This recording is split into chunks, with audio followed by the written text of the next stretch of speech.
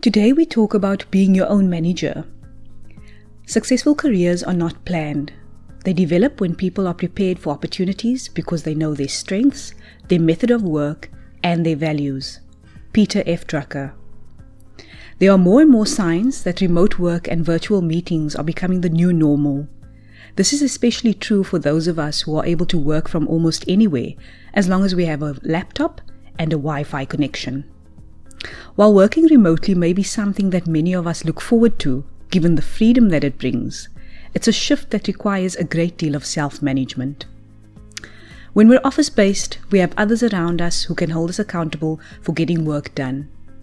In an office, it's easier to remember that we have to be responsible and deliver what our teammates and our managers need from us. Our ability to self-regulate and self-manage might therefore not be as well developed as it could be.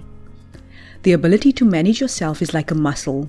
It can only be strengthened through regular practice and opportunities to work independently. If you find it challenging to self-manage, especially when working remotely, use the following tips to get back on track and feel prepared. Know yourself. You can only self-manage when you are fully aware of yourself. You need to know your strengths, your weaknesses, your triggers, your preferences, etc.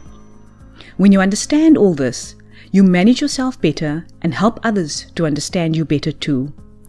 If you don't know where to start, complete a personality assessment. The outcome of the assessment can guide you and help you to understand yourself better.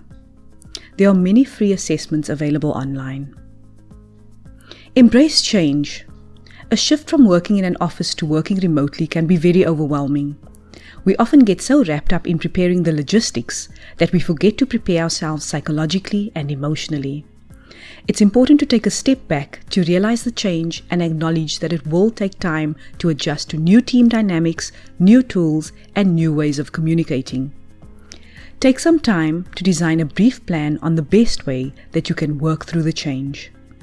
Get the input of those affected, for example, your teammates and your loved ones. They could help you plan and embrace the change.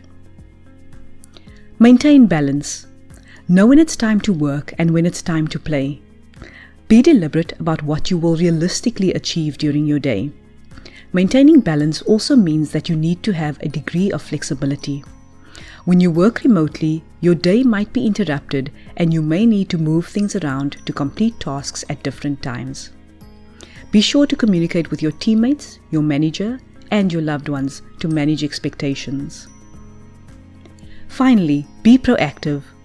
Working remotely can sometimes feel like you've lost control over your workday. To regain some control, try to be proactive in certain areas.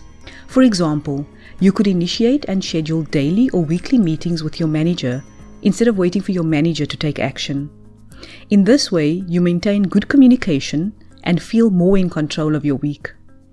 You can then use calendar blocking to allocate chunks of time between meetings to focus on key tasks. Do you work remotely? If so, what are your tips for managing yourself?